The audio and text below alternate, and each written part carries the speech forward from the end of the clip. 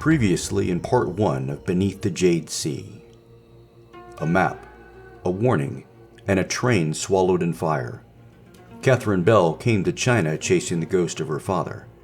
What she found was a scroll worth killing for, and a man who might be the only reason she's still alive. Now, hunted across the hills of Hangzhou, Catherine and Dane move deeper into the trail her father left behind. But the wreckage they escaped may not have been an accident. In the forest, clues begin to surface. In the shadows, so do the men who want them buried. And as trust grows thin, the line between ally and stranger is beginning to blur. This is Part 2 of Beneath the Jade Sea.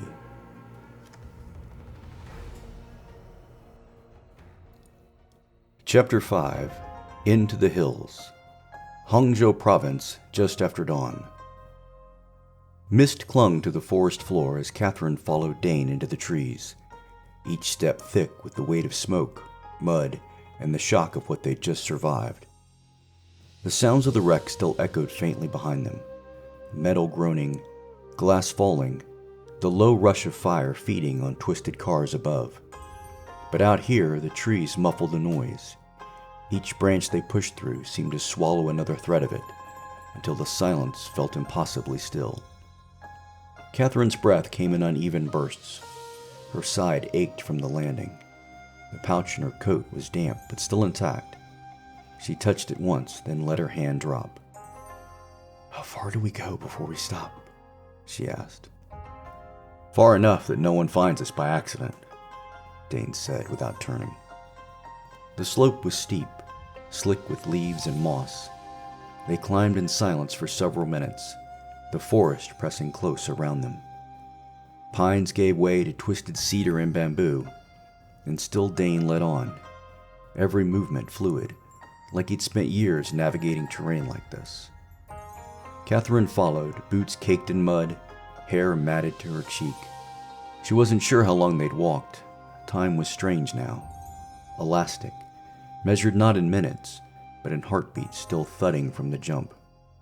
Eventually they reached a break in the trees, a narrow clearing choked with undergrowth and the remnants of stone walls long claimed by moss. Dane stopped, scanning the ridge above. Then he pointed. "There," he said quietly. At the edge of the clearing, half hidden beneath creeping vines and a fallen archway, was a stone gate, or what remained of one. Its columns leaned inward, cracked and moss-choked. The lintel had collapsed, leaving jagged teeth of carved stone barely clinging to their foundation. Faded dragons curled along the edges, their once sharp scales softened by time. Clouds spiraled above them, etched so delicately they seemed to drift in the morning mist. Catherine stepped forward, her pulse quickening. Something about the shape, the slope of the stones, the way the earth dipped just beyond the threshold. It all stirred a low thrum in her chest. Not déjà vu exactly, something older, a memory she didn't know she had. She reached out, brushing her fingers across the dragon's flank. The moss parted easily, like the gate had been waiting for her. "This looks familiar," she murmured. She slipped the leather journal from beneath her coat, flipping through the pages until the sketch came into view. 3 stones. A broken arch, a curled dragon in the margins, her father's handwriting underneath sharp and deliberate. 3 stones, hills south of Hangzhou. The gate marks the beginning. Her throat tightened. "This is it," she whispered. "It has to be." Dane joined her at the edge. "Coincidence?" Catherine shook her head slowly. "I don't believe in that much coincidence." They moved through the overgrown passage. Beyond the arch, a sunken courtyard opened up, littered with shattered tiles and broken pottery. A burnt-out wooden structure slouched against the hill. Maybe a temple. Maybe just a retreat once hidden from the world. The air smelled of damp ash and something older, like incense buried in soil. "This place was destroyed," Dane said, his voice low. "Not by accident, I think," Catherine murmured. She crossed to the far wall where a tapestry had rotted into tatters. Behind it, stone, carved, layered with dust. Her fingers found the grooves, symbols etched into the wall, partially obscured by time. The same ones she'd seen on the scroll, and on the pouch from Lee. She wiped the stone clean with her sleeve. Beneath the grime, a cluster of characters came into focus. Coordinates, almost certainly. Her breath caught. "They match," she said. "Lee's cipher, my father's sketch. Everything points here." She stepped back, heart pounding. Dane crouched to examine the marks. "I hope this luck holds." For a long moment, neither of them spoke. Then Catherine stepped away from the wall and looked toward the trees beyond. "There's another name in the journal. A contact west of here. I don't know if he's alive, but he's the next piece." Dane stood, his silhouette looking sharp against the dawn. "Then we keep moving." Catherine nodded, but her gaze lingered on the carvings. Her father had been here, maybe even carved this himself. It was all still alive, pulsing just beneath the surface. The truth was real, tangible, and now someone wanted it buried again. She tucked the journal away and followed Dane toward the tree line, each step pulling her deeper into her father's trail and further from anything resembling safety. But she didn't look back. Chapter 6. Hangzhou outskirts, late morning. The town was little more than a scattered line of rooftops along the river, where cracked tiles met rusting shutters, and steam rose from fish stalls into the sun. Catherine pulled the brim of her borrowed hat lower over her face, the silk pouch tucked tight under one arm beneath her coat.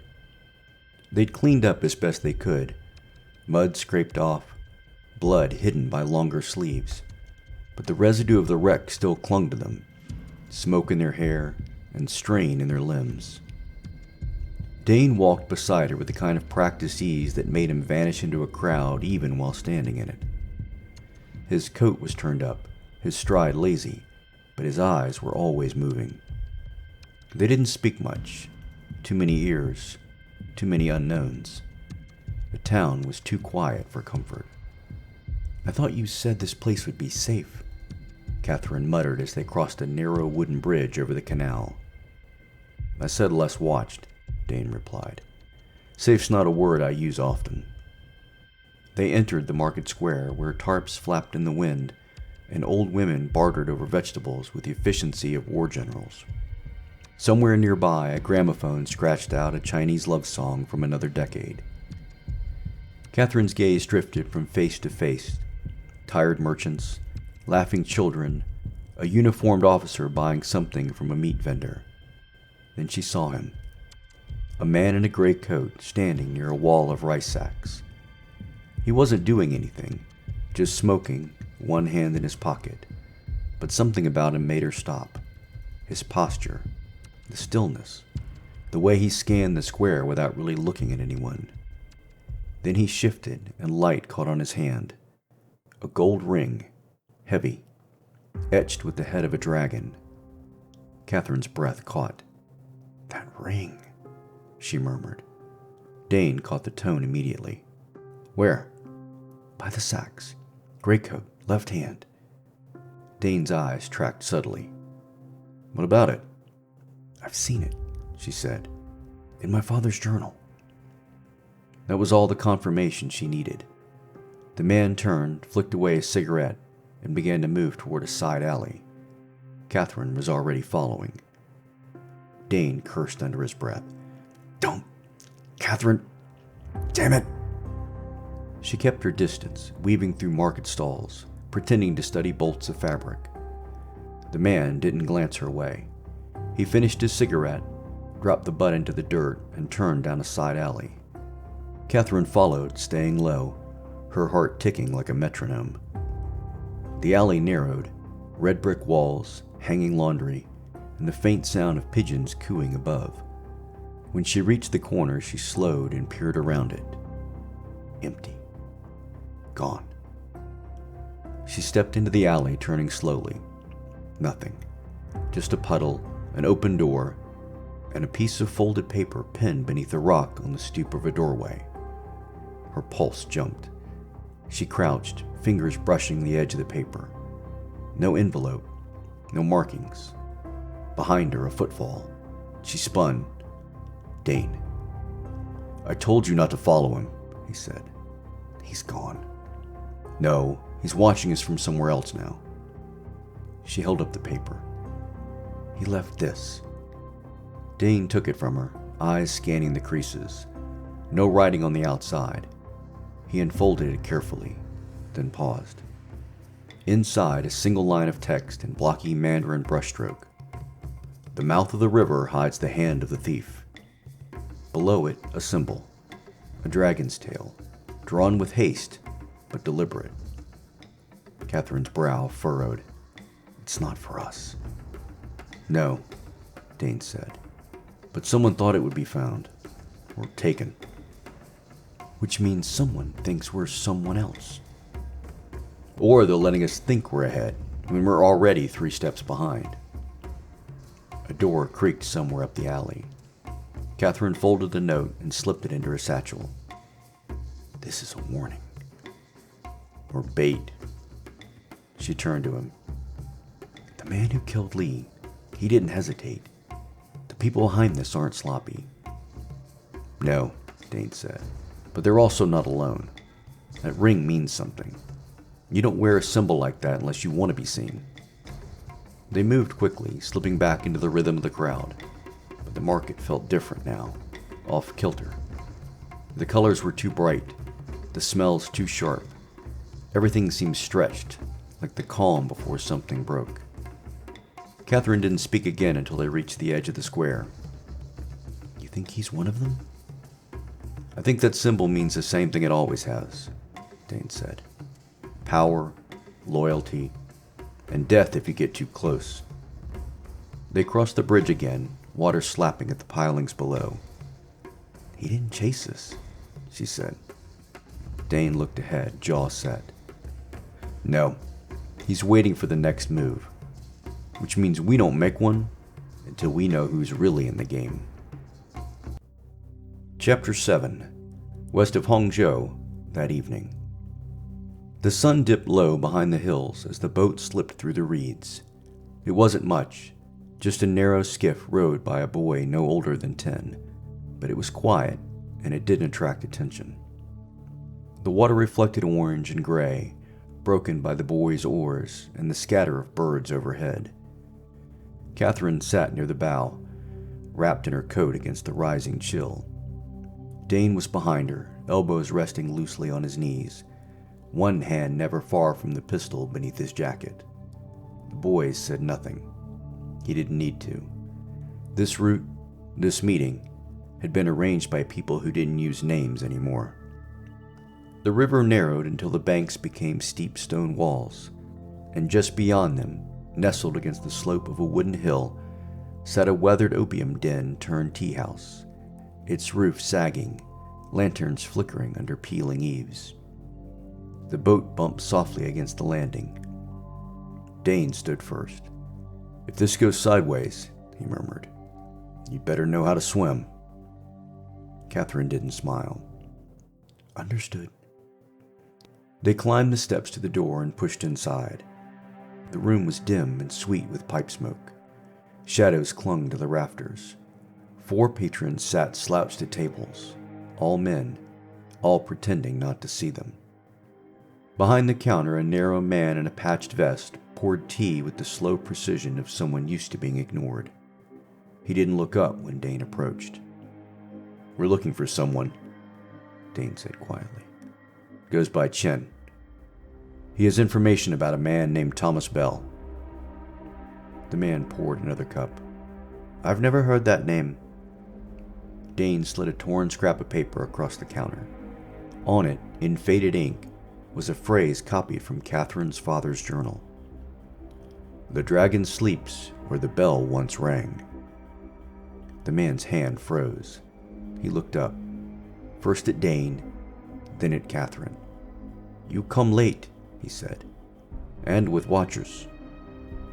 "We lost them," Dane said.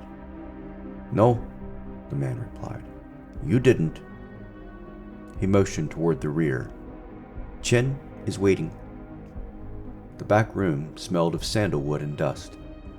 A single lamp burned low on the floor, beside a figure seated on cushions with a teacup balanced on one knee. Chen was older than Catherine expected, gray at the temples, sharp-eyed, his spine still straight despite the years. He wore plain clothes, but his hands bore ink stains and old calluses. A scholar, or once was. "You are Belle's daughter?" he asked. "I am," she said. He nodded as if confirming something already known. He was a brave man, and foolish. "I've been told both run in the family." Chen allowed a faint smile. "He came to protect something, not find it. That was his mistake." Catherine stepped forward. "He was looking for a set of scrolls.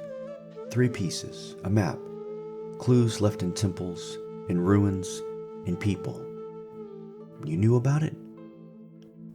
"I did more than know," Chen said. He reached into his robe and drew out a tightly rolled scrap of silk bound with a red thread. "I helped hide it." He laid it on the floor between them. Catherine knelt and untied the thread. Inside was a sliver of map, coastline, river, and a red-marked location near a series of cliffs, different from the others. It bore no dragon, only a circular mark she didn't recognize. "This is the second piece," she whispered. Chen nodded. "Your father had the third. He said he would never write it down. Said if they killed him, it should die with him." Dane frowned. And who exactly was he hiding it from? Chen's expression darkened. "Not one enemy, many. Nationalists, foreign agents, soldiers with museum titles. They wanted the treasure for power, for leverage, for profit." "What treasure?" Catherine asked. "The scrolls," Chen said. "They point to a reliquary beneath the cliffs, a hidden vault. What's inside, I do not know. But your father believed it was sacred, cultural, a record of truths others want buried." Catherine stared down at the silk. "And now, they think I know what he knew." "No," Chen said. "Now they know you're close." He stood slowly. "You shouldn't stay here. Night brings others." Dane was already moving. He folded the silk, pocketed it, and offered a hand to Catherine. She took it. Chen held her gaze. "Your father once said you would finish what he could not. I did not believe him." Catherine met his eyes. "Do you now?" The older man didn't smile. "Ask me when you survive." They returned to the boat under cover of dark, and said nothing as the boy rowed them west, the river narrowing again beneath the rising moon. Behind them, the tea house faded into shadow. Ahead, the hills were waiting. So was the third piece, and whoever else was watching the same map unfold. Chapter 8. Foothills west of Hangzhou, late night. The fire crackled low, half-fed and temperamental, its orange light licking at the crumbling walls of the old outpost. Someone had built it into the rock ages ago. Soldiers, maybe, or smugglers. Its stone base tucked into the curve of the hill, roof long gone. Now it was just a shell, but it held heat and shadows, and for tonight that was enough. Catherine sat cross-legged near the fire, her coat drawn close. The map fragments spread across her lap. She had dried them carefully after the river crossing, blotting the silk with the hem of her blouse. The ink had held. Dane sat across from her, rolling the tension out of his shoulder. His shirt was torn at the cuff again. There was dried blood at his collarbone. Someone else's, she guessed. The wind outside had quieted. Only the trees spoke now, whispering high above the broken walls. Catherine looked up once, then back to her journal. "They always talked about ruins in his letters," she said softly. "My father, I mean. But I don't think he ever expected to die in one." Dane didn't answer right away.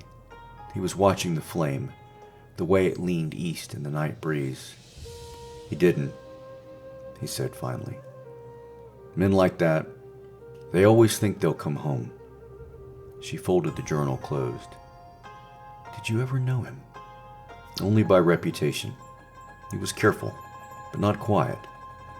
The right people knew what he was trying to protect." "Did you ever cross paths?" "Once," Dane said. "Briefly. He was leaving a meeting. I was arriving at the next one." "What did you think of him?" Dane's eyes flicked to hers, then back to the fire.